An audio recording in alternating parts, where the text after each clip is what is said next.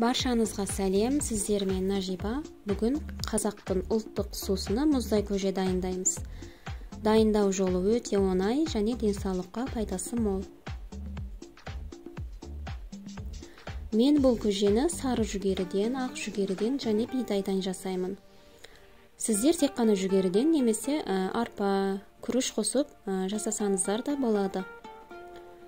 Мен барлығынан жарты кеседен сәл көптеу алдым.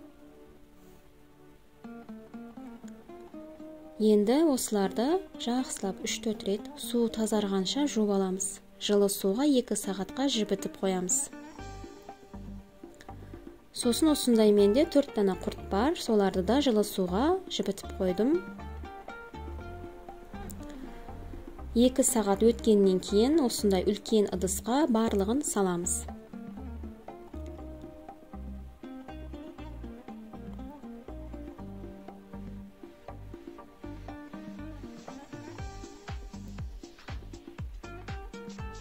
Үстіне су құйып, отқа қоямыз. Қайнап бастаған кезде бетіндегі шыққан көбіктерін алып тастаймыз. Одан кейін тұз қосамыз. Мен 3 шай қасық тұз салдым. 1,5 сағат қайнатамыз. 1,5 сағат өткеннен кейін оттың астын өшіріп, суытып қоямыз.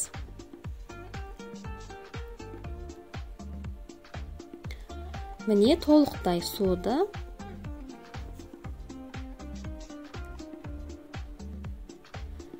Енді айранды бірінші бөлек ыдысқа салып, жақсылап араластырамыз.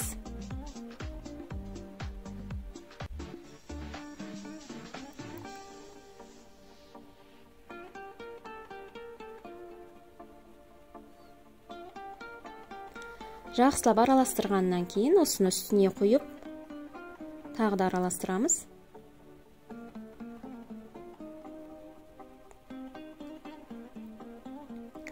Мынау жібітіп қойған құртымыз.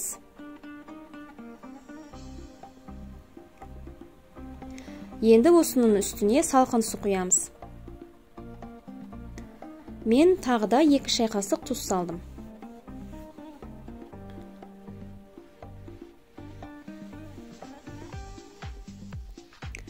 Міне біздің көжеміз дайын. Холодильникке салып, салқындатып ішеміз. 1-2 сағат холодильникте тұрғаннан кейін қоюланып әдемі болады.